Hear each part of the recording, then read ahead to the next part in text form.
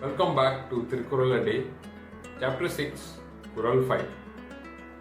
Deivam Thoral Kolunan Thorutteruval Peyyana Peyyum Malai. If she who does not worship God, but who raising worships her husband, say, let it rain, it will rain. In a modern context, can unwavering devotion of one's partner truly hold such power? What kind of rain might such dedication metaphorically command in everyday life?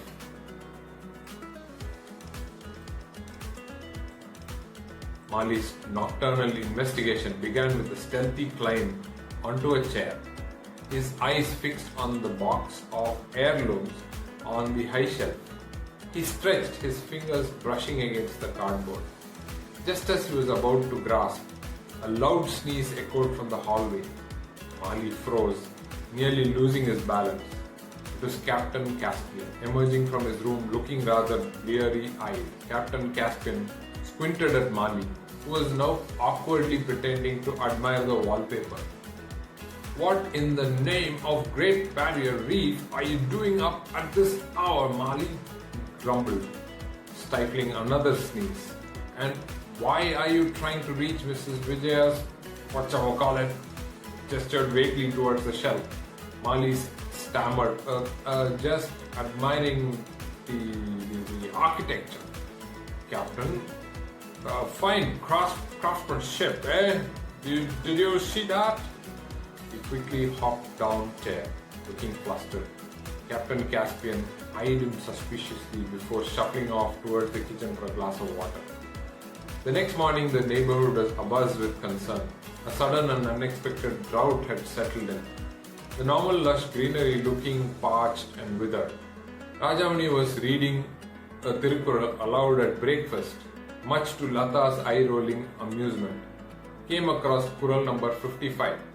He attempted to explain its rather unique interpretation to a devoted wife's power.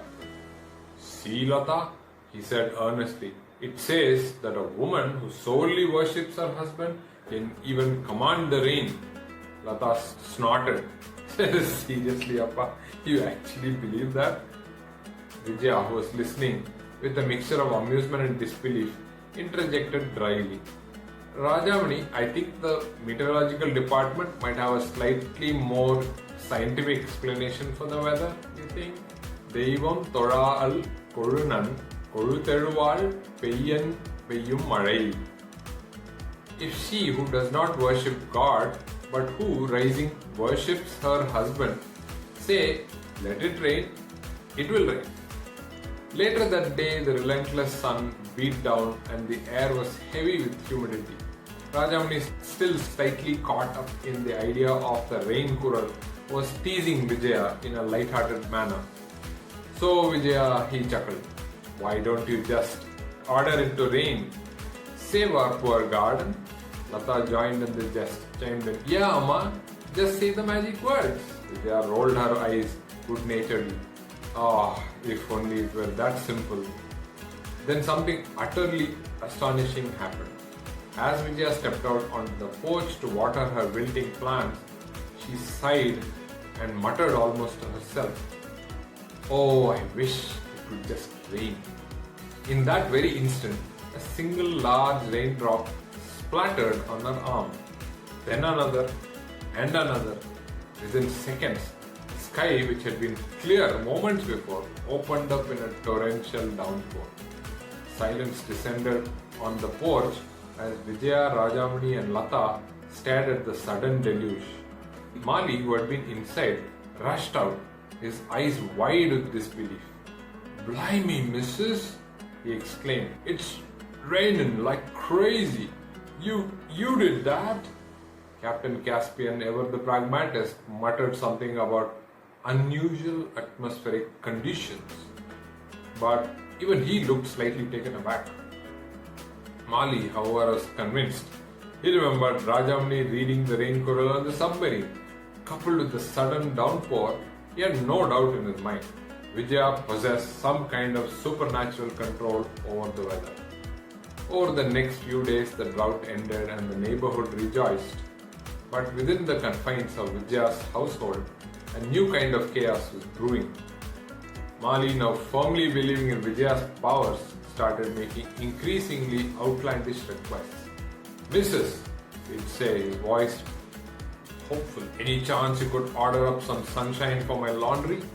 Or, Mrs., the price of mangoes at the market is scandalous.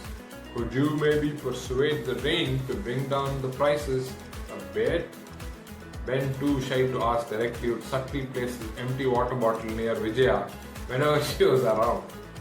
Even Captain Caspian, though he had never admitted it openly, seemed to eye Vijaya with a newfound respect, occasionally muttering about the unpredictability of the elements. Vijaya, utterly bewildered by the crew's reaction, tried to find a rational explanation for the rain, but her protests were met with knowing glances and reverent nods. Rajamani, though equally surprised, found the whole situation rather amusing. Lata, on the other hand, saw an opportunity for some fun. Amma, she'd say innocently, can you make it snow tomorrow? I want to build a snowman. The constant requests and the crew's unwavering belief in her powers were becoming increasingly comical and slightly exasperating for Vijaya. Just when she thought she couldn't handle another weather-related demand, Captain Caspian approached her with a serious expression. Mrs. Vijaya, he said, his Australian accent unusually formal, we have a bit of a situation. The local reservoir, which now replenished thanks to your efforts, is still running dangerously low. The authorities are imposing strict water rationing, and well, Mali seems to think you can just magic up some more. He gestured towards Mali, who was standing nearby with a hopeful look on his face, clutching an empty bucket. The thing is, Mrs. Vijaya, Captain Caspian continued, lowering his voice, the reservoir is right next to the old abandoned gunpowder depot. And with all this talk of rain, well, some of the locals are getting a bit superstitious. There's talk of sacrifices to appease the rain goddess, meaning you. Vijaya's eyes widened in horror. Sacrifices? Her, this whole weather-bending misunderstanding had suddenly taken a very dangerous turn.